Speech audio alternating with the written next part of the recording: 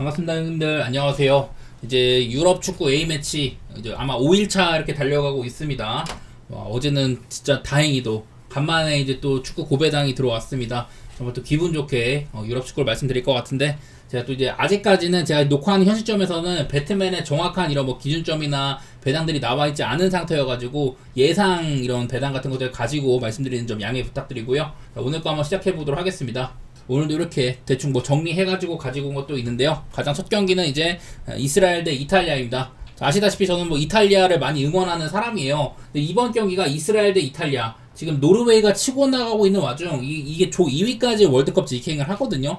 대단히 또 조 2위 싸움의 중요한 경기라고 할 수가 있는데, 사실 이스라엘이랑 이탈리아는 지난번 네이션스 리그에서도 같은 조였었거든요. 근데 이탈리아, 프랑스, 벨기에, 이스라엘, 이제 이스라엘이 사실 네이션스 리그 A에 어울리지 않는 팀이다, 뭐 이런 평가도 저도 하곤 했었는데, 근데 그 중에서 굉장히 잘 싸웠었어요. 거의 뭐 제가 알기로는 모든 경기에서 득점을 했었고, 아마 마지막에는 벨기에를 잡았었나 막 그런 것까지 연출을 했었습니다. 근데 이때도 네이션스 리그 때는 한창 이탈리아가 그래도 폼이 좀 좋을 때였었거든요. 그러다가 이제 뭐 유로 가서도 뭐 본선에서 엄청나게 쳐맞고 막 이랬는데, 어쨌든 그때까지는 이탈리아가 폼이 좀 좋았다. 홈에서도 뭐 일찌감치 대승하고 원정에서도 2득점 가량 하면서 잘 이겼었는데, 지금은 그때랑 분위기 차이가 엄청나게 크죠. 그 사이에 이탈리아는 유로에서 정말 실망스러운 대회를 하고, 그리고 스펠레티 감독 정지를 하고 이제 가투소를 안 쳤는데, 자, 이제 가투소 감독이 오고 나서 이탈리아는 몇 가지 변화가 좀 있었습니다. 가투소는 우리에게 좀 몇 번에 몇 뺨을 때렸다, 우리는 그런 것들이 필요했다, 바스토니가 이런 인터뷰를 했다고 하는데, 아시다시피 가투소는 현역 시절에도 굉장히 열정적인 사람이었잖아요. 이래갖고 가투소가 이 이탈리아 대표팀에 여러가지 좀 투혼을 불러일으키고 있다. 가투소가 말하기를 우리는 원래 투혼은 우리 이탈리아가 주인이었다. 예로부터 이탈리아는 그런 인종 같은 것들 상으로 막 아무래도 게르만 혈통들에 비해서 좀 피지컬이 많이 딸리기 때문에 전술적인 부분이라든지 그리고 이런 말씀드린 것처럼 투혼 같은 것들, 그런 것들로 많은 것들을 이뤄내던 팀이었는데, 지난 몇 년 동안에는 이탈리아가 볼도 좀 이쁘게 차고 유로에서도 막 우승하고 그랬는데, 사실 이런 정실력은 좀 부족했었거든요. 그런 것들을 좀 이제 가져다 적임자로 할 수가 있다. 그래서 사실 이런 것들은 당장에 뭐 경기력에 크게 막 도움이 될 수 있다, 그런 거를 의미하지는 않기는 하거든요. 나는 그래서 일단 이탈리아가 저는 지금 뭐 멤버 자체는 나쁘지 않다고 봐요. 최전방이 너무 아쉽긴 하지만 그래도 후방이나 중원 자체는 사실 뭐 멤버는 괜찮은 편이다. 이스라엘도 딱 사실 얘네들도 멤버 몇몇만 놓고 봤을 때는 분명한 이런 좀 실력으로나 여러 가지로 좋은 면모를 보여주고 있는, 뭐 그리스 같은 팀들도 있는가 하면은 조지아 같은 애들은 뭐 공격력으로, 터키도 되게 오바세에다가 유망주들이 많다, 이런 특징들이 있지만은 사실 이스라엘은 그런 것까지는 보이진 않긴 하거든요. 제가 봤을 때 이거는 배당상으로는 아마 좀 2.5 정도 받으면 오바 같은 거를 볼만하지 않을까. 이스라엘이 그래도 득점을 매번 했었다는 것들, 그리고 이탈리아 역시 저는 좋은 선택지가 같지는 않긴 해요. 내가 이상하게 이탈리아를 응원 안 하면은 꼭 이탈리아가 이겨주던데, 개인적으로는 이스라엘이 그냥 뭐 이프렌 같은 거, 좀 그런 게 차라리 안정적인 선택지지 않을까 싶긴 합니다. 제가 봐도 지금 이탈리아는 좀 저점인 것 같거든요. 다음으로 이제 그리스 대 덴마크입니다. 요즘에 그리스의 폼이 정말 좋습니다. 사실 뭐 치미카스 애들도 그렇고, 사실 이제 한때만큼 그리스는 이제 뭐랄까 유럽 빅리그에서 뛰는 선수들이 그렇게 많지는 않지만은 팀적으로 굉장히 잘 만들어졌다는 얘기를 많이 들었었어요. 구스타보 포엑 감독 시절에 그리스가 정말 이제 유럽의 최강팀들이랑도 경쟁을 할 만큼, 특히 이제 유로 예선 때 얘네들이 프랑스랑 네덜란드랑 같은 조였는데 거기서도 꽤나 잘 비벼주는 모습을 보였다. 그때는 이제 네이션스 리그 B급 팀들, 이런 애들은 쉽게 뭐 정리하는 모습도 보여주기도 했었고, 오늘 이제 덴마크랑 붙는데요. 지난번에도 말씀드렸지만 덴마크는 홈이랑 원정의 편차가 상당하다. 홈에서는 지난 한 뭐 3, 4년 동안 뭐 20번에 가까운 A매치 동안 홈에서는 한두 번밖에 안 졌거든요. 크로아티아한테 한 번, 그리고 세계 최강 스페인한테 한 번, 이렇게 졌었고, 네이션스 리그 A의 좀 하위권들, 뭐 세르비아나 스위스, 이런 애들이랑 같은 조에서도 덴마크는 확실한 홈 경기력을 보여줬었습니다. 그래서 그리스도 어떻게 보면 그런 류의 팀이라고 할 수가 있어요. 그래서 덴마크가 오늘 또 이제 원정이기 때문에 이런 부분에서는 덴마크가 평소보다는 아쉬울 수는 있다, 뭐 이런 것들이 보이는 것 같은데, 제가 알기로는 이게 지금 덴마크가 프렌을 받은 걸로 알고 있거든요. 근데 덴마크는 아시다시피 잘 안 지는 팀이에요. 굉장히 좀 단단한 것들을 좀 가지고 있기도 하고, 그리스도 뭐 지금 면면상으로 특히 최전방 쪽에 그나마 좀 네임밸류가 있는데, 뭐 잉글랜드를 꺾는 파람을 보여준다든지 그런 건 있었긴 하지만, 개인적으로 저는 덴마크가 프렌을 받는 거는 정말 흔치 않다. 덴마크의 뭐 프렌이라든지 뭐 무승부, 언더, 좀 조용조용한 게임 쪽으로 저는 살펴보도록 하겠습니다. 자, 다음으로는 스위스 대 슬로베니아 경기입니다. 이번에 스위스는 사실 조금 이제 쉬운 승리를 거뒀었어요. 이제 코소보, 제가 저번에도 코소보에 이 스위스에서 있던 선수들이 국적 회복을 해가지고 많이 좀 돌아갔다 그런 얘기를 들었었는데, 지난번 경기 때는 이제 코소보가 세트피스도 좀 이제 안 좋았었고, 그리고 실책이 좀 많았었고, 스위스가 그런 것들도 많이 얻어 먹었는데, 어쨌든 그 전까지의 흐름이 사실 이제 유로 종료 이후에 많이 좋지는 않다가 다소간의 회복세에 있는 걸로 보이긴 합니다. 그 슬로베니아 같은 경우는 제가 지난번 스웨덴 경기 제가 이거를 오바를 봤었거든요. 원래 슬로베니아 하면은 정말 이제 막 골키퍼 쪽 한다노비치 골키퍼라든지 지금의 이제 오블라 뭐 이런 애들 말고는 사실 공격 재능이 많이 없는 나라였었거든요. 지금도 사실 공격 재능이 없는 건 비슷한데 전술적으로는 꽤나 저는 공격적인 선택을 하고 있다고 보이기는 해요. 그래서 지난번 스웨덴이랑 슬로베니아는 꽤나 오바를 보기 좋은 경기였었다. 그 경기는 스웨덴 골키퍼의 실책이라든지 슬로베니아가 뭐 빌드업 과정에서 볼을 뺏겨가지고 스웨덴이 득점한다든지 약간의 뭐 운도 따랐긴 했습니다만은 어쨌든 슬로베니아는 다소간에 오바 같은 것도 생각은 해볼만 하다.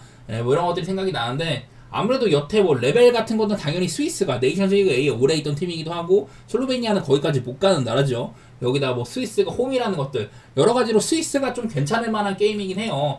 역대 상대 원정 같은 거 보면 이제 슬로베니아가 스위스 원정 가가지고 이겨본 거는 이제 2002년 월드컵 예선, 이때 당시 슬로베니아는 이제 에이스 질라트코 자오비치라는 선수가 있었는데, 그때 이제 자오비치가 발렌시아에서 뛰었는데요, 2번 연속으로 챔스 결승도 가고 뭐 그 정도 레벨이 있었습니다. 하지만 지금은 뭐 세슈코가 있긴 하지만 자오비치급의 이런 캐리력이 있는 레벨은 아니거든요. 그러다 보니까 원정에서도 여기도 보면 스위스가 진짜 뭐 한 점 차 게임으로 많이 이겼다든지 이런 것들도 많이 보이기도 해요. 개인적인 생각은 사실 이거는 뭐 스위스의 일반생 같은 것들도 큰 맛은 없는 것 같고, 저라면은 그냥 뭐 스위스의 햄무라든지 오바 그런 쪽으로 그냥 좀 고배당만 노리는 선택을 해볼 것 같습니다. 자, 다음으로는 이제 벨로루시 대 스코틀랜드인데요.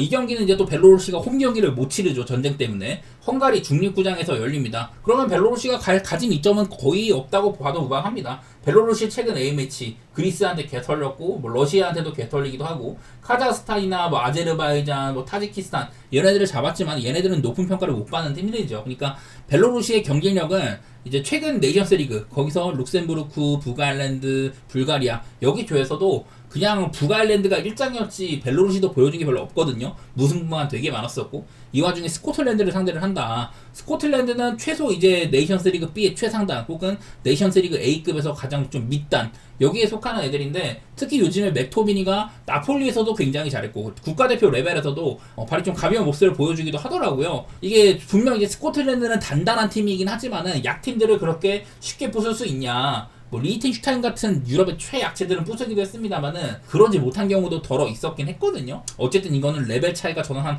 두세 단계가량은 난다고 봐가지고 스코틀랜드를 보고, 뭐 스코틀랜드가 원정이어도 그냥 핸슨 같은 거 보기에 무난한 게임이라고 생각이 됩니다. 결정력만 조금 좋다면은 대승도 충분히 가능할 것 같아요.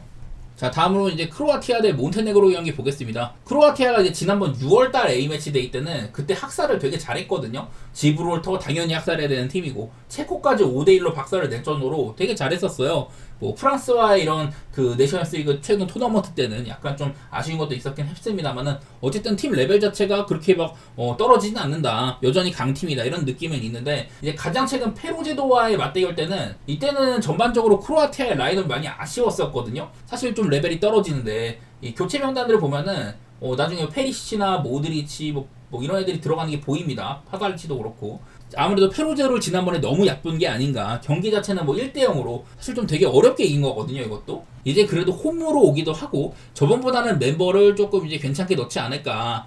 지난번에 1대0으로 겨우 이긴 경기도 찬스가 엄청 많았던 것도 아니거든요. 분명 몬테네그로는 지금 현 시점에서는 쉬운 상대기는 해요. 사실 몬테네그로 그냥 국가적으로서 경쟁력이 있는 시기는 별로 없다고 생각됩니다. 매번 괜찮은 공격수들은 많이 나와요. 옛날부터 이제 뭐 부시니치라든지, 그 다음에 유베티치도 되게 길게 뛰고 있고 지금도 뛰고 있고, 지금 요즘에 또 크루스토비치도 나오고, 사실 후방에는 뭐 사비치 같은 애들 있었는데 지금은 이제 안 뛰고 있죠. 그러다 보니까 몬테네그로라는 이런 국가의 레벨 자체가 그렇게 높지 않다고 봐가지고 크로아티아가 홈이면은 당연하게도 더 뭐 좋은 게임이라고 생각이 되긴 합니다만은, 글쎄 뭐 크로아티아가 지난번 뭐 체코나 지브롤터 부쉈을 때처럼 그렇게 막 쉽게 갈 수 있을지는 잘 모르겠네요. 당장에 그건 이제 3개월 전이고 지금은 좀 상황이 다른 것 같아갖고 저는 분명히 레벨 차이는 많이 난다. 저는 몬테네그로 리그 C 정도에 두고 있거든요. 크로아티아는 리그 A의 단골 손님이고, 크로아티아에 뭐 일단은 1만엔 정도는 아마 배당이 안 나올 것 같은데, 그래도 일단 그 정도 얌전하게 보는 거라든지 크로아티아가 조금 안 풀린다고 할지라도 저는 최소한 2점 차 정도 내줄 것 같아서 크로아티아 1만 내지 고배당을 본다면 그냥 크로아티아 2햄무? 뭐 그 정도 볼 것 같네요. 자, 다음으로는 이제 코소보 대 스웨덴입니다. 코소보는 지난번 스위스와의 대결 때 보면은 특히 이제 그 오른쪽 수비 쪽에서 많은 이런 실점들의 빌미가 됐었어요. 뭐 스위스가 대부분 이제 거뒀던 뭐 여러 가지 뭐 세트피스 얻은 거라든지 크로스 올라오는 거 전부 다 이런 쪽에서 많이 올라왔거든요. 그쪽에 좀 이제 고민이 있더라. 그래서 이 경기는 일단은 코소보의 수비가 조금 불안불안한 점들 그런 점들을 좀 꼬집고 싶었습니다. 그리고 공격에도 우리가 알만한 선수는 무리키라는 선수가 있었죠. 라치오에서 뛰다가 뭐 이강인 선수랑 같이 뛰기도 하고 무리키가 공격에서 여러 가지 것들을 하고 있는 그런 팀이에요. 하지만 뭐 그렇게 큰 경쟁력은 없다고 봐야 될 것 같고 리그 C 정도의 팀이고 스웨덴은 지난번 경기 때 이제 좀 어린 선수들이 많이 있다. 지금은 이제 뭐 쿨루셉스키가 부상으로 이탈을 해 있기도 하고 지난번 경기 때는 이사크가 안 나왔더라고요. 이번에 아마 소집은 된 걸로 알고 있는데 이사크가 안 나왔어도 뭐 엘랑가라든지 뭐 요케레스 이런 애들이 있어서 슬로베니아와의 경기를 뭐 곧잘 하긴 했었습니다. 그 골키퍼가 알까기 실점을 한다든지 뭐 그런 건 있었는데 아무래도 레벨 차가 좀 많이 난다고 봐야겠죠 여기도. 근데 이게 스웨덴이 아마 원정이어가지고 배당이 생각보다 조금 괜찮게 나오는 게 있기는 하더라고요. 스웨덴 정도의 팀이면 일단 뭐 체급적으로는 저는 뭐 괜찮다고 봐가지고 저는 스웨덴이 지난번에 리그 C에 있던 것도 참 이해가 안 되는데 이번 월드컵 예선에서는 좀 그래도 위용을 보여주지 않을까. 기본적으로 지금 스웨덴은 약간 황금 세대에 왔다고 생각을 합니다. 전 포지션에 걸쳐서 괜찮은 애들이 한 명씩은 포진해 있고 뭐 이런 상태여가지고 저는 뭐 스웨덴의 뭐 승리라든지 더 나아가서 헨슨까지 한번 노려보고 경기 자체가 스웨덴은 저는 좀 오바 팀이라고 생각을 해서 오바 같은 것들도 살짝 내다보도록 하겠습니다. 자, 그리고 마지막으로 이제 지브롤터 대 페루제도 경기 있어요. 아시다시피 유럽에서 최약체급 레벨이라고 보입니다. 제가 몇 번 이 지브롤터라는 팀의 이런 현재 이런 티어표 상으로는 저는 여기다 두고 있거든요. D티어에서 그나마 뭐 제일 나은 팀이다. 어쨌든 간에 C랑 D는 저는 차이가 있다고 생각을 해요. 지브롤터라는 팀은 이제 2015년쯤 그때부터 비로소 이제 유럽 예선이라든지 뭐 피파 이런 월드컵 예선 여기에 그때부터 참여를 했는데 그 전까지는 거의 뭐 그러니까 이런 대표팀 취급 못 받았다고 생각이 됩니다. 그리고 오늘 상대하는 페루제도는 제가 여기다 놨는데 아마 다음은 이거보다도 더 올릴 것 같아요. 페루제도는 그냥 얘네들이 성과들이 좀 여태 좀 많이 있었습니다. 페루제도가 물론 여기 보시면 경기를 많이 지기는 했는데 비교적 좀 어려운 상대라고 보이는 위급이라고 보이는 조지아라든지 뭐 몬테네그로 그리고 체코 이런 팀들한테 전부 다 한 점차로 석패를 한다든지 이런 것들을 보여왔었거든요. 알바니아랑도 비기고 체코랑도 유로 예선에서 꽤나 좀 단단한 모습을 보였다. 대량 실점을 하지 않는 모습들이 있었다. 물론 이제 몰도바한테도 막 지고 이러긴 했었는데 어쨌든 쉽게 꺾이진 않는 것들 그런 저력을 조금 보여준 팀이라고 생각이 되거든요. 가장 최근에 이제 A매치에서도 크로아티아한테 무려 리그 A에서도 꽤나 잘하는 팀인데 이런 팀들까지 버텨낸 거 보면은 페루제로라는 팀의 이런 버티는 능력은 일단 입증된 바가 있다. 그리고 뭐 코너킥에서 이런 좀 세트피스 한방 그런 것들도 있었었고 지난번 이제 6월달에 한번 홈에서 지브롤터를 이겼던 바도 있었습니다. 구체적으로 좀 이런 게 보이는데 그냥 반대로 이제 지브롤터 같은 경우는 이제 매번 학살당하는 게 많이 보여요. 뭐 리투아니아나 뭐 몰타한테도 이렇게 뭐 한 점 차로 지곤 했었는데 그냥 홈이어도 물론 홈일 때는 조금 뭐 이점이 있긴 하지만 그리고 지브롤터가 저번에 한번 웨일즈가 유로 탈락하고 나서 되게 좀 이제 많이 애들을 그냥 좀 가볍게 해줬을 때 그때 지브롤터가 한번 이겼던 적도 있거든요. 그런 이변을 가끔씩 벌이긴 하지만은 개인적으로 이 경기에서 뭔가 페루제도 상대로 지브롤터가 뭔가 해낼 것 같다. 그런 생각까지는 잘 안 들거든요. 그래서 일단 이런 핫바리급 팀들은 기본적으로 득점으로 해결하는 능력들 그런 것들이 부족하다는 점 때문에 뭐 무승부라든지 햄무 보기 좋은 경기라고 생각을 합니다. 일단은 저는 그래도 페루제도에 조금 더 우세를 점쳐가지고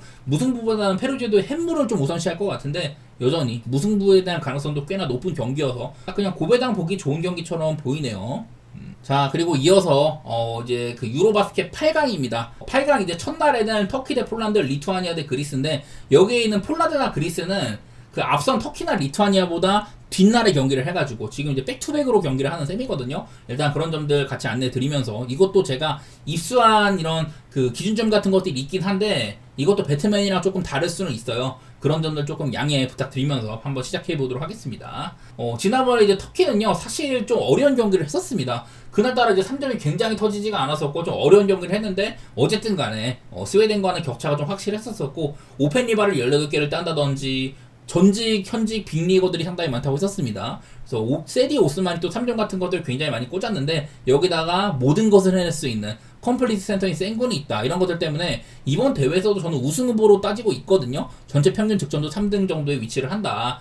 반대로 이제 폴란드는 글쎄 이제 좀 가장 돋보이는 거 일단은 자유투 삥뜯기 능력들. 16강에서도 포니티카라든지 로이드 이런 애들이 되게 많이 뜯었더라고요. 그리고 로이드라는 애가 이번 폴란드 대표팀의 에이스라고 했었는데 사실 처음에 한 두세 경기가량 잘하다가 이후에는 많이 망가졌는데 지난번 16강 때는 되게 또 잘했었습니다.